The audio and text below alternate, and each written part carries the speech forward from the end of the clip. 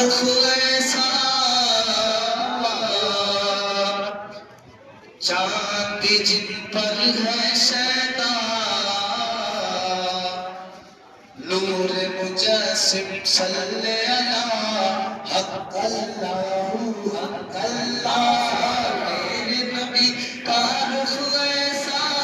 چاند جن پر ہے شیدا نور مجسم صلی اللہ حق اللہ حق اللہ آپ کا طیبہ مثل جنا اور پسینہ مشک ہونا چاند سے بھی روشن طلبہ حق اللہ حق اللہ آپ کا طیبہ مثل جنا اور پسینہ مشک ہونا چاند سے بھی روشن طلبہ حق اللہ حق اللہ کہ کفر کا رسول غلبہ تھا آئے جب محبوب خدا سارے جہاں میں گونج اٹھا حق اللہ حق اللہ کفر کا رسول غلبہ تھا آئے جب محبوب خدا سارے جہاں میں گونج اٹھا حق اللہ حق اللہ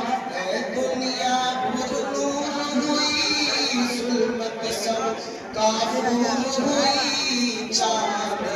کا جب چمکا حق اللہ حق اللہ ہے دنیا پر نور ہوئی ظلمت سب کافور ہوئی چاند کا جب چمکا حق اللہ حق جب ابتداء اسلام تھا تو حضور صلی اللہ علیہ وسلم کے ایک چچا ہے جن کا نام ہے حضرت حمزہ جب کفار حضور صلی اللہ علیہ وسلم کو پریشان کرتے تھے تو حضرت حمزہ جو آپ کے چچا ہے وہ حضور کے سامنے آ کے کھڑے ہو جاتے تھے پھر کسی کی ہمت نہیں ہوتی تھی حضور کو کوئی کچھ کہہ دے اور اس وقت اس ابتداء اسلام کا آپ نے اعلان نبوت فرمایا تھا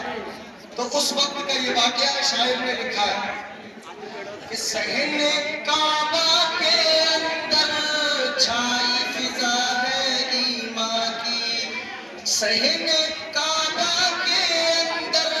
چھائی فضا ہے ایمان کی آیا مدد کرنے کو ہے چاچا ایک بھتیجے کی صحن کعبہ کے اندر چھائی فضا ہے ایمان کی آیا مدد کرنے کو ہے چاچا ایک بھتیجے کی ظلم نہ کر پائیں گے اب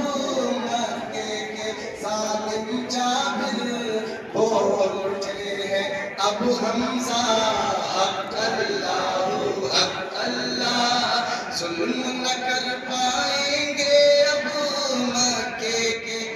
ظالم جابر اب حمزہ حق اللہ اور تاریخی شعر حضرت نبی اکرم صلی اللہ علیہ وسلم کو ابو جہل نے چیلنج کیا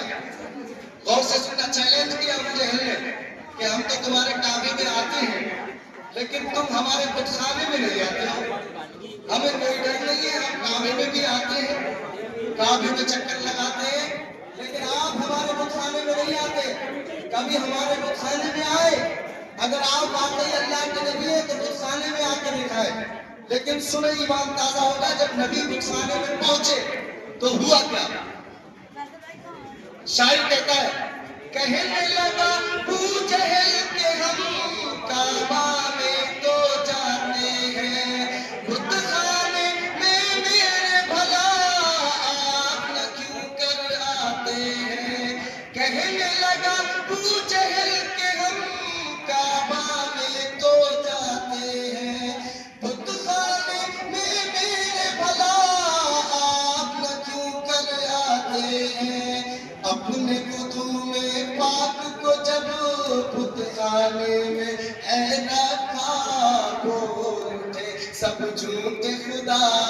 حق اللہ حق اللہ اپنے گناہوں